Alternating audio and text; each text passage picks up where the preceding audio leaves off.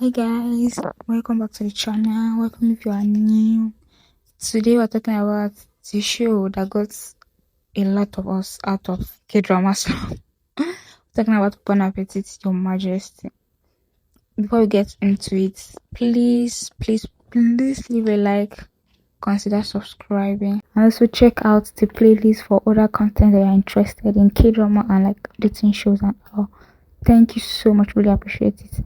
And now let's get into it. Whenever it is Your Majesty, we follow the story of our female lead in Yuna, who is like a chef in 21st century, obviously 2025. She had just won like a very big important like cooking competition in Paris.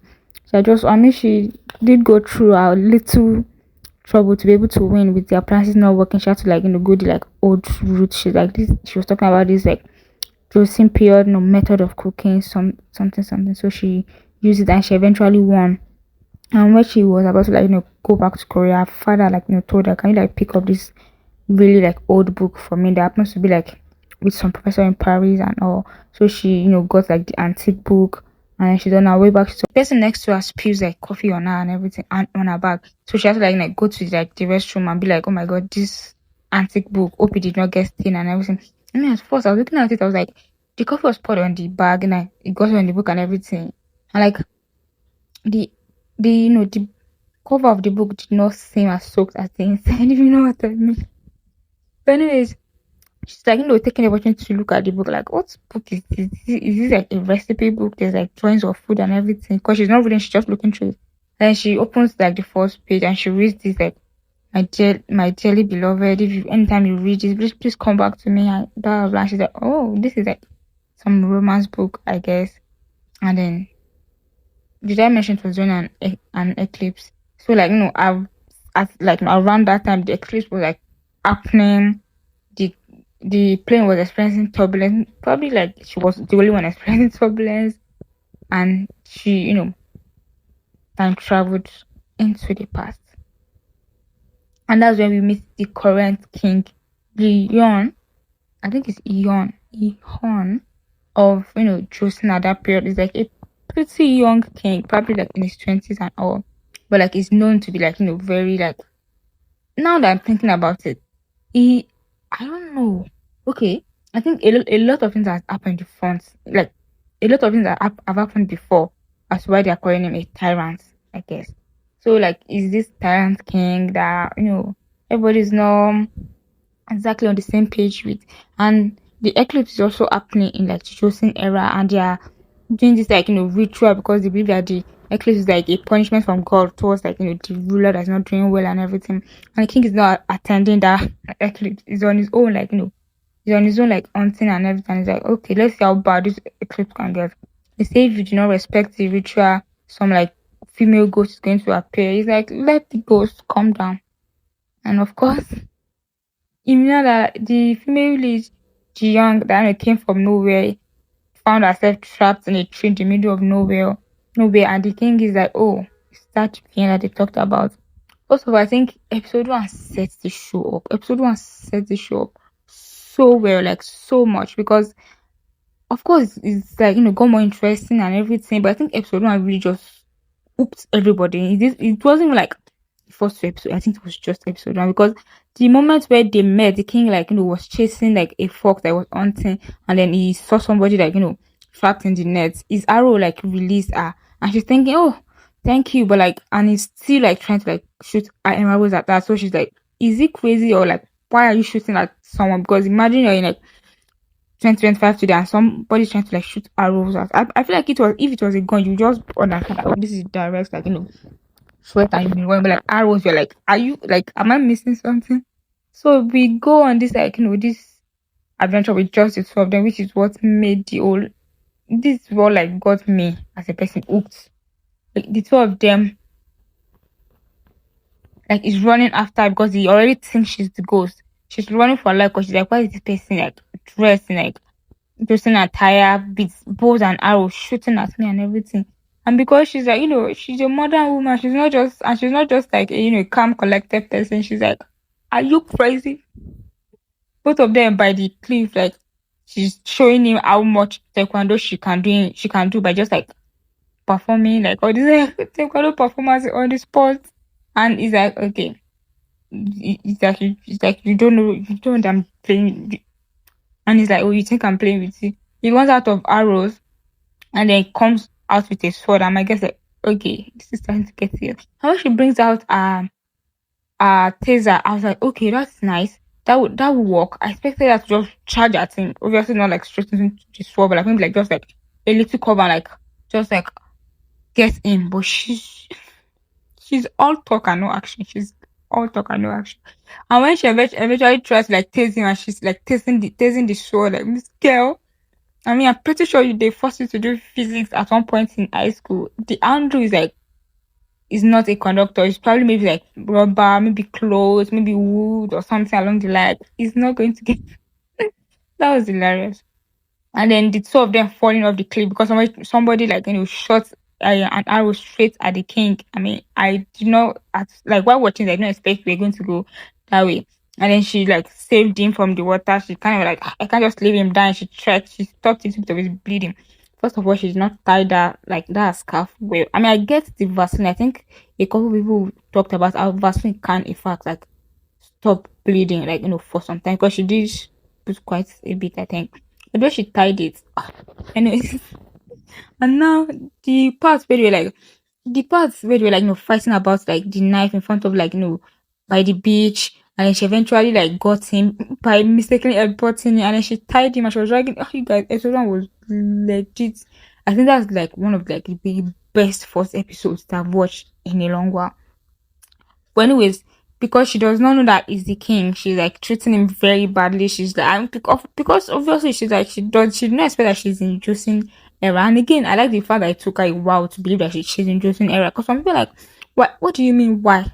Like I mean, that's what the fact that I've watched like a lot of K drama, a lot of shows about people traveling back in time. Which just happened to me in real life. I'll be like, lol, like there's no way. What is going like no one's going to like no one in the environment should believe it like that.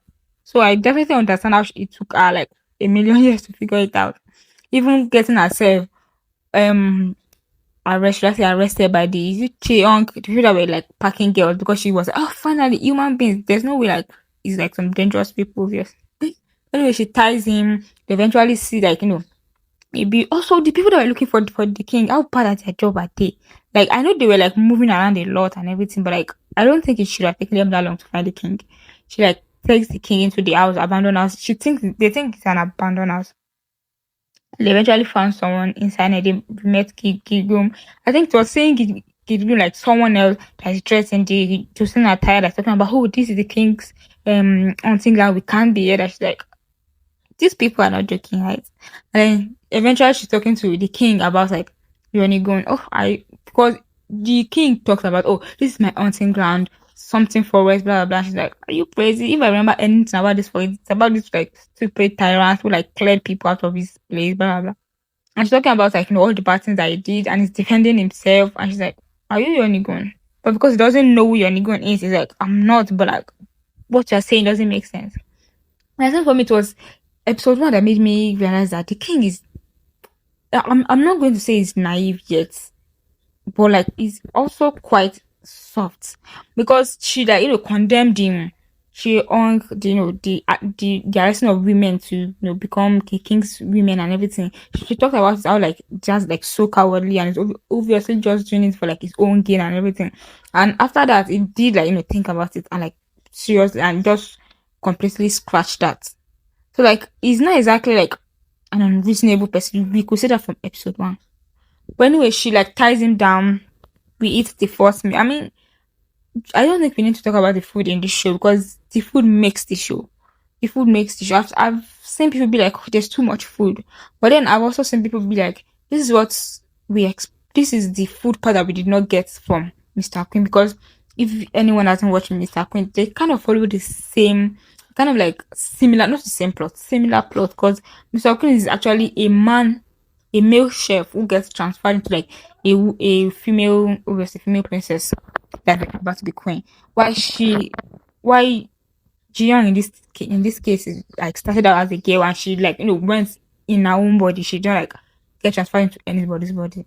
And even though the Mr. Queen was like a chef, they were cooking like, but it was used more like politically. It wasn't like just straight up cooking, but we get more cooking in this show.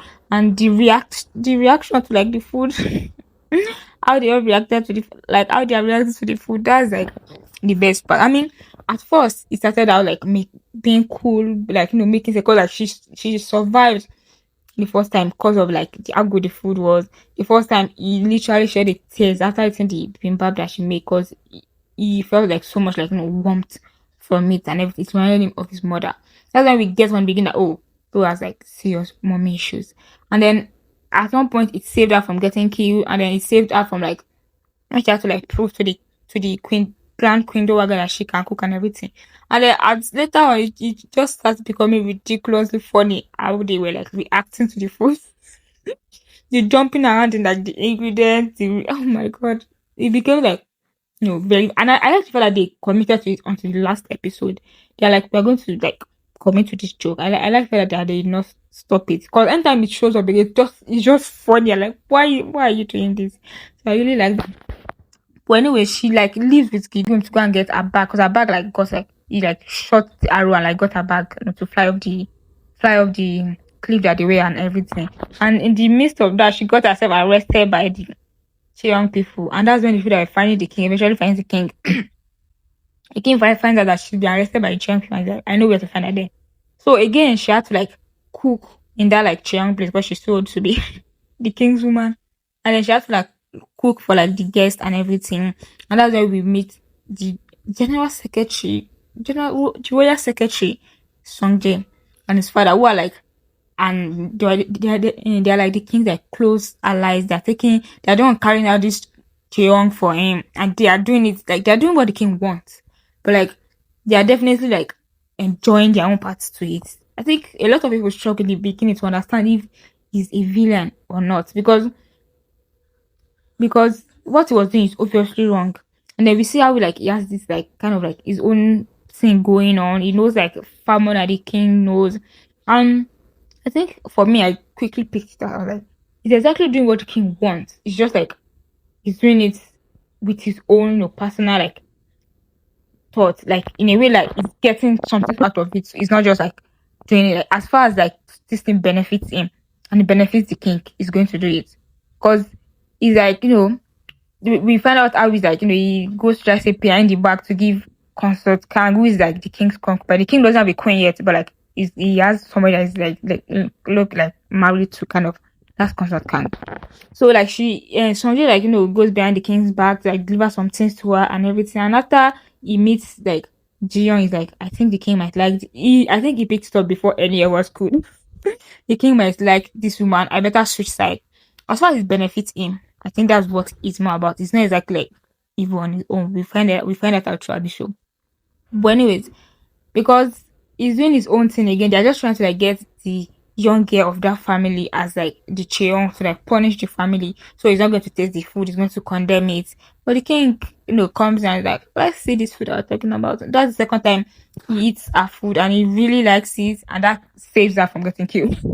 That saves her from getting killed. And also like that's the first time that they ask, okay, exactly like where are you from? What is going on? And she's like, I'm from the future. I think that's one funny part also, because I don't think we've ever watched one. I can't remember any show where the person like straight up, I'm from the future. Usually you cannot say it, or you're not supposed to say it, blah blah blah. She says it and they're like, oh, poor thing, she's going through so much, her brain is damaged.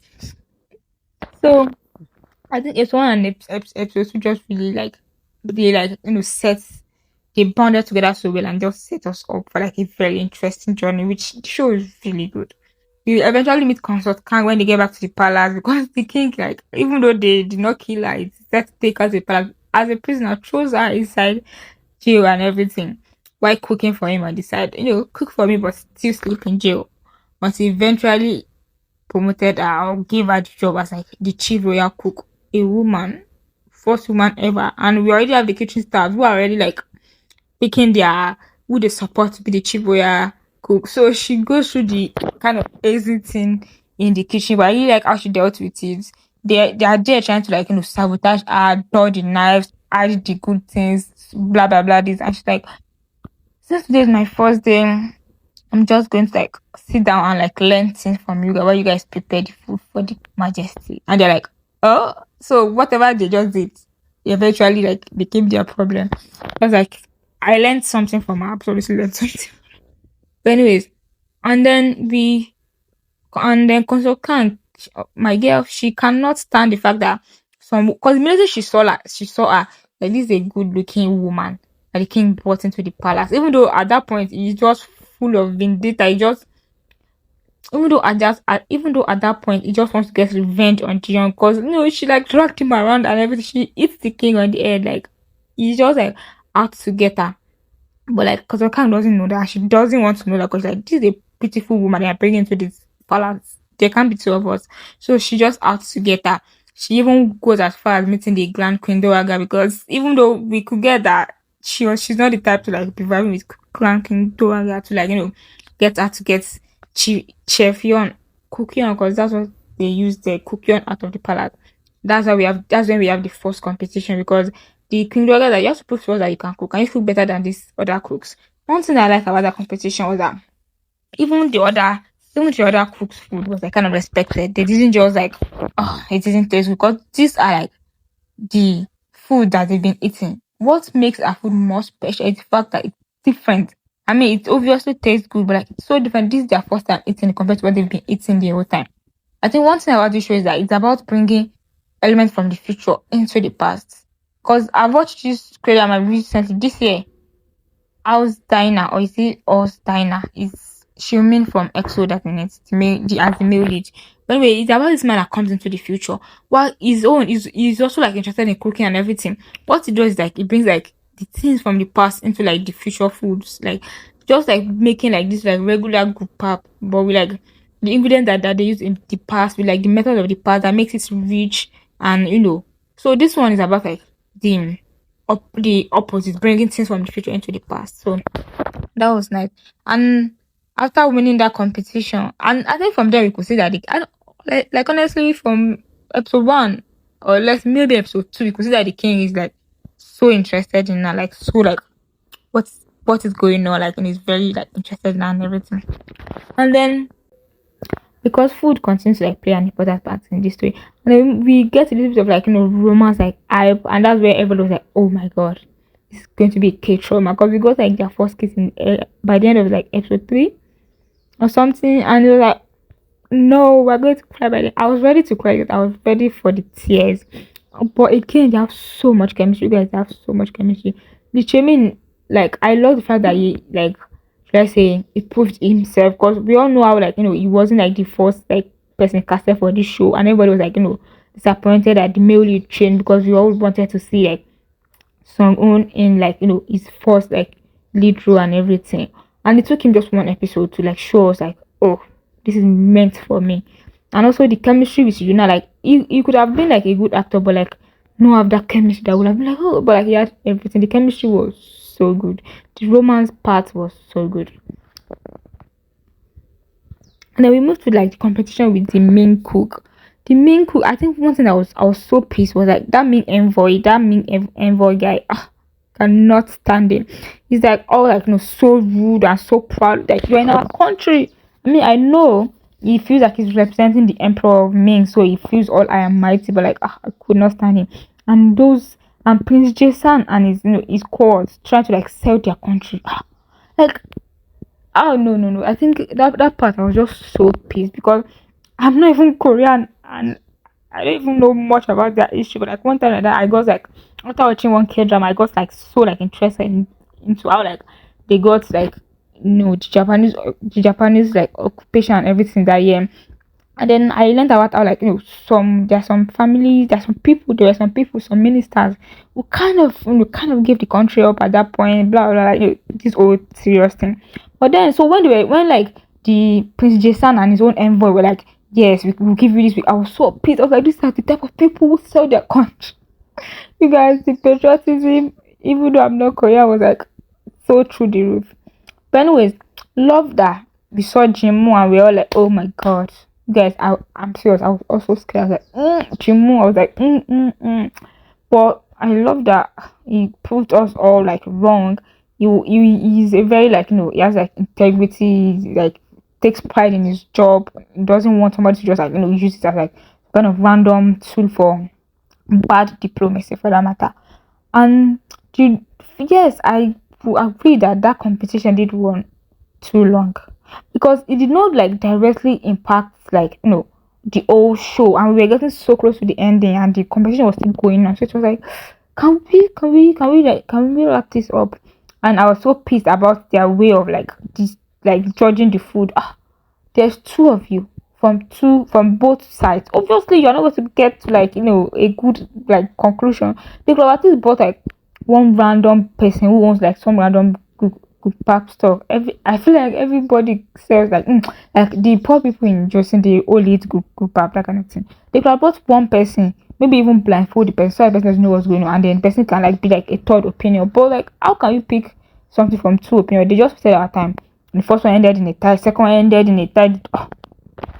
But anyways, the main cooks, the female one, I was so pissed at her in the first competition. Girl, you know that I was so pissed at her in the first competition. Girl, you know that you're doing something like like low key wrong, and you're acting all I am mighty. She's there like eyeing them, like staring them down, while she knows that like she kind of took their main ingredient and made it into her own.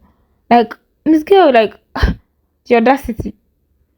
And luckily the other two, they have like some kind of brain and everything, and they stuck to their own this, which was nice. Let me take a little break to ask you what you guys are watching, because you guys, I just finished Bon Appetit on Majesty, and I finished watching my Troublesome Star like earlier this week, and I don't know anything else to watch. All the other ones are just like upcoming, they've not started. So I'm thinking of watching Confidence Queen, but other than that, I don't know what else to watch. Anyways, you guys, please leave a like if you are still listening, watching up to this point. Consider subscribing and come back for more. Thank you. Now, let's continue.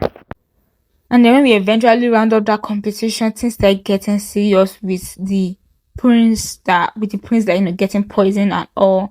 I mean, like honestly, at that point, I was looking at Consort Kang. I was like, girl, you're not even doing anything. Like, all your evil is not like evil. Like, she's trying to get like Chef Ming.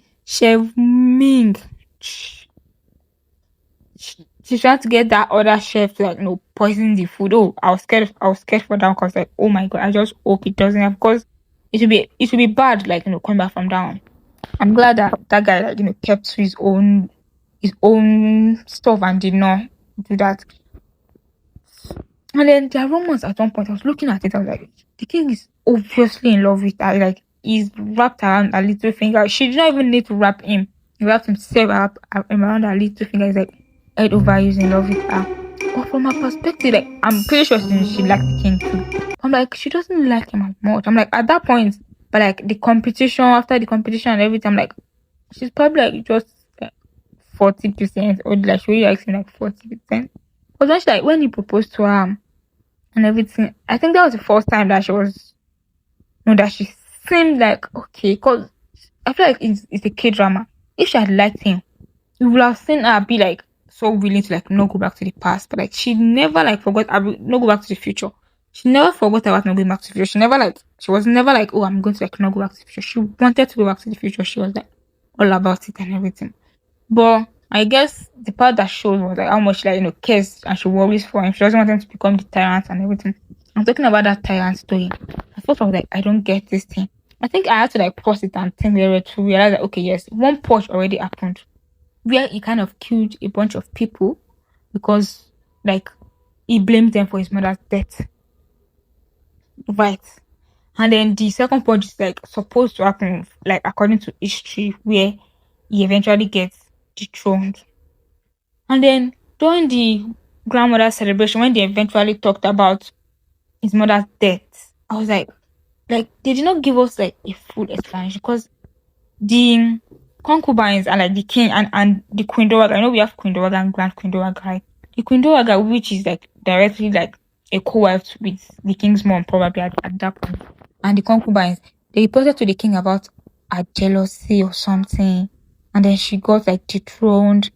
And then after a while, the Grand Queen Dowager asked the king to kill her. which kind of proves to us like they just killed her for no reason. Like honestly, if he had still gone crazy and killed her, I would not blame him because they just killed her for no reason. Because they mentioned the jealousy part, and because we never really got into it, was she really jealous? Did she really do something? Is there something else that we are missing? Is there a different part of the story that we're not getting? But if it was just the fact that maybe because the king favors her, or maybe because of obviously they're all co-wives and then there's jealousy and everything. When they talk about jealousy at first, I was like, it's more must about some kind of like mental issues that he also has because they talk about how he's always throwing a tantrum, and I think she even said it in the like maybe like episode 3 or something. Like, oh, is he like schizophrenic or something? Like he definitely has something, even if it's just like a little bit going on because of like maybe it's just because of his like his trauma reactions like his mother's death and everything. So I'm like, is it like they like just on a theory level, just on a conspiracy level? No, maybe the writer did not even intend that, but I'm thinking his mom maybe has something going on that yeah. But like we never even got a confirmation. Like, did they just not like the mother and they got her killed? Like what? Like that part was like very the story ended. We definitely understand that they falsified the history, like the history that no people are reading that 2025 is false because the king never like tried to like prove them wrong that he was not the one that slaughtered his whole family. So everybody believed that he slaughtered his family. That was the story that got passed down. So no one at one point in between like corrected the story. Like the king, the young boy that became the king did not correct the story. His mother who knew what was going on did not correct the story. Or did his mother not fully understand what was going on? No, she definitely understood that definitely wasn't the king. Or maybe she still believed that the king killed Queen Doraga. What am I saying? But anyways, this type of things always make me like, like on a very like serious level that there's not like are there are histories, there are stories of today that are obviously like intentionally falsified, or maybe just mistakenly falsified, but like they are not true. There's this K drama called Clown with Yojingu, where like the king and this like jester look so alike, and because the king is like faces like again probably schizophrenic, that this man that's like all these ministers who are like basically the rulers, they just can't be king. They are basically the rulers. Exchange the king with jester and eventually like kill the. I think I stopped watching that clown because I was like, I don't like that they eventually kill the king. So the king's like family, the king's like offspring, the royal like ancestry, the royal lineage got changed. Like some random person who is not royal blood became the king. Their child became the next king, and that in between the the like royal family got changed, and like people from the outside did not know. I'm like, are there stories that I was so interested in? Like, is there any kind of like story that got found out later on that turns out this person wasn't the king? Like that kind of like things are very like interesting when you think about it, like the real life. Is there like some kind of false story going on that we just I'm pretty sure they are. I'm pretty sure they are because like what do we even know? But anyways, the ending, the king like the king just accepting his dethronement like that, as far as because he also feels bad. Later he's feeling bad about like the first purge that happened. But he knows that Prince we can't just leave anything in the hand of Prince Jason because he's not king because I don't know because he can't go back. He can't become king again because like to be like going back. Usually they go like front, right? That's why he cannot make himself king, but he's basically like ready to rule everything. And those ministers that were like with him, that they're acting like they're better than the rest of them. They're like, I want a reign of peace, and then you chose to kill the king. I mean, the king was a tyrant up until a point, but still, I'm like, I don't get your thinking. Like, I don't get even the other like faction after their meeting. They probably had some kind of meeting where they were going to like kill the king because they kept talking about how why did we put him in power? That's the kind of thing that is very annoying when thinking about this royal family when it comes to like somebody like thinking like believing or like being actually like true that they put someone else that they put the king in power.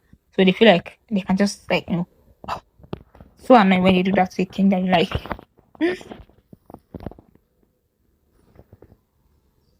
And Consort Kang, the way she ended up dying, you know what?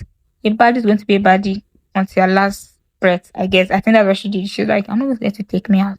Took herself out. I mean, if I was going to give, I think I would have stabbed her. just cause. Just cause. What do you mean? And then one thing about saying that the king is naive, one part that made me believe is actually really like, it's just a naive boy suffering from serious mommy issues. Was when that other grand prince, that young prince, like got like poisoned, and the queen was like, you seem as a threat because he's going to take your position, and you could see that he never like expected that from the queen. And I'm like, if I've heard, I'm pretty sure I've watched like a K drama where like the king is like so tyrannic or tyrantic that he will kill anybody that feels might take his power. I think I've watched this. I think Red Sleeves, the king at that point killed his own son. So it was the grandson that ended up becoming like the king or something like that. Like if he was really a tyrant and he was like crazy as they say, I think he would have killed like that prince and probably expelled the queen like from the beginning so that nobody can take his throne. So I feel like it's all like because of he's all like going crazy just because of like how his mother died and everything. And he himself is just like a quite like naive, like quite like soft person, you can say, because he was really flabbergasted when he found out that that's how the queen was thinking. And then when his friend like was like tied to blah blah blah, the way he jumped at it to save him, I'm like, that's not a tyrant. That is actually not a tyrant. And the way he took his dethronement, even though it wasn't going to like live like that, it was like, I don't mind, like I don't like, I'm not like all about being a king. I even look expected him to be like, I'm done with this king thing after that grandmother's celebration, because it was like hot and everything. But anyways, I think the story itself has like a bit of depth to it, and the comedy was a comedy, and they have so much chemistry to romance at the ending. And the ending, I think I'm with the people who think it's that one page that brought him into the future, because I mean it took like the whole book to make her like transfer through and everything. But I'm like, his own will to like follow her must have been so strong that the whole book, the one page of the book did it for him. And I love how the writers were like, I somehow ended up here, don't worry. You guys, maybe that's like don't worry, you'll find out in the next season. Please let it be season 2.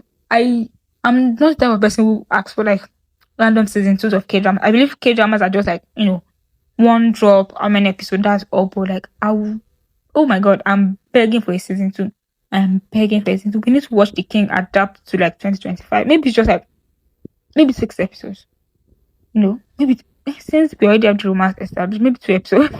Maybe like, a spin-off, kind of like, or maybe one movie. I'll take anything about how like the king. It doesn't really have to be about how we transferred, how we like got to the future. Maybe just him settling in, them like building like more romance so that we can see them like more romance, so that we can see Jiyeon giving like back to the king like as much as the king like is ready to give to him. And then the king can learn to cook and everything. It would be so nice. And I can't believe they make Sonjay like just some kind of scammer that's just trying to like get free food. He didn't even eat the food, so I don't know what exactly he's doing. But anyways, love the ending. I was absolutely ready for a K-drama, you guys. I would have still taken it. But I'm glad we did not have a K-drama. I'm glad they like ended it up very nicely and put like a cherry on top for us. We appreciate that. And honorable mentions. Kid Goom, really like, I hope to see more of that like actor. But one thing that I found funny about him was like, bro was never working. He's always tumbling. Even when he's about to like get into like a serious fight, he starts by tumbling. I'm like, can you work? Can you work? And the inventor guy, he eventually came back and like helped when they were fighting at the end. And the kitchen cooks with their spoons. Okay, well done, I guess. And Gilgum, obviously, she's so cute. She's so cute. She was ready to go to the future with Jiyoung, and then and then at the end she was like, "But that future seems far." But she was living like such a good life. At the end of the day, there's no like need for us what if future. But then one thing I'm thinking is that are they trying to tell us that everybody else died? Like, did they survive when they were fighting? When the king left to save Jiyoung, or like did they all die? And also, Jiyoung is one person that I'm not exactly that mad at when she can't help, like in a fight scene. Cause I'm a girl from 2025, you guys. If I meet myself like in the past where people are fighting with actual sword, stabbing themselves with sword, I'll faint like a few hundred times. So I absolutely understand that. Though towards the ending, when the king was trying to fight Prince Jason and everything, I expected her to do more. I expected her to do a little bit more instead of get stabbed. But at least I think she got that because she knew that she was going back. But then I expected her to like stab King Jason at least to get him distracted so that the king can get him or pass the king a sword. And that part I was like, Miss Girl, you've done too much. Now you need to step up. But at least she got stabbed, and luckily since it was time for her to go back, she was able to like get safe. But anyway, that was like a really, really good watch. Quite nice writing. The acting was good.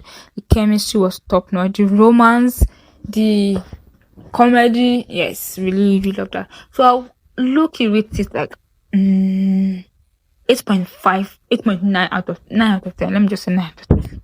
Or 8.5 maybe 8.5 or 9 out of 10. I'm like in between 8.5 and 9. Because like I said, I think the main part kind of dragged on a bit. And again, I feel like, should I say, there's something that they could have explained to us a little bit more. And then we could have gotten a little bit more scene or just the two of them at the end. The way they gave us the whole show just about it, so they should have ended it with just the two of them too. For like at least, 10 minutes or something.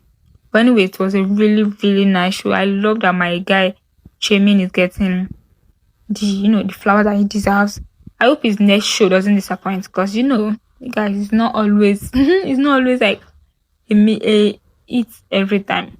Anyways, thanks for coming to my Yap session. See you guys next time. Bye.